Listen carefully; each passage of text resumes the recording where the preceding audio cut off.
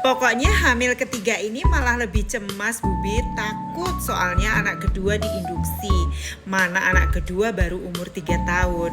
Nah, kalau teman-teman ada kasus seperti merasakan emosi cemas, khawatir, takut, ini harus dijelaskan kepada penolong persalinanmu karena emosi-emosi seperti takut, cemas, khawatir, deg-degan, tidak berdaya, atau emosi-emosi dengan intensitas yang kuat dengan frekuensi rendah. Kita kalau ngomong frekuensi rendah berarti kalau netral tidak ada emosi. Kemudian kalau emosinya positif itu emosi dengan frekuensi yang tinggi. Kalau emosinya frekuensinya rendah seperti takut, khawatir, cemas, tak berdaya, merasa tidak dihargai, merasa diri tidak mampu, merasa diri tidak berharga, ini perlu diselesaikan, Bu, saat menjelang persalinan apalagi. Jadi emosimu harus dirilis supaya kalau emosinya clear, kemudian frekuensi energi kita itu bagus, insya Allah proses persalinan akan cenderung lebih lancar, gampang, nyaman, cepat. Apa hubungannya? Sangat berhubungan sekali karena semua ada di sini. Di saat kita merasa diri mampu, percaya diri, yakin, didukung oleh orang-orang yang membantu mewujudkan semua goal yang kita mau. Baik dari sisi keluarga dekat terutama suami, terus kemudian tenaga kesehatan yang membantumu, membuatmu semakin yakin, percaya diri. Kamu tahu bahwa dirimu disayang-sayang, dirimu dicintai, dirimu didukung, insya Allah biasanya lebih lancar. Kayak kemarin ada persalinan di kami, jadi anak pertama dia diinduksi sampai 5 hari, baru terjadi proses persalinan.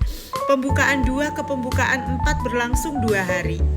Tapi begitu anak kedua, dia merasa bahwa dia percaya diri untuk mencapai proses persalinan secara natural. Dulu anak pertamanya diinduksi karena ketubannya sudah berkurang.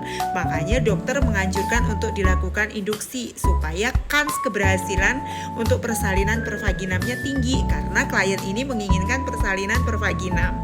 Alhamdulillah, anak kedua ketakutan bahwa dia diinduksi kembali. Kemudian dia merasa dulu induksi sampai 5 hari dan ini langka sekali karena orang itu biasanya rata-rata serviksnya dengan dilakukan induksi, diberikan oksitosin, responnya itu cepat.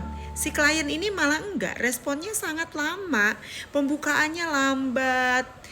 Terus kemudian dia merasa dia imbalance hormon, jadi hormon dia nggak balance.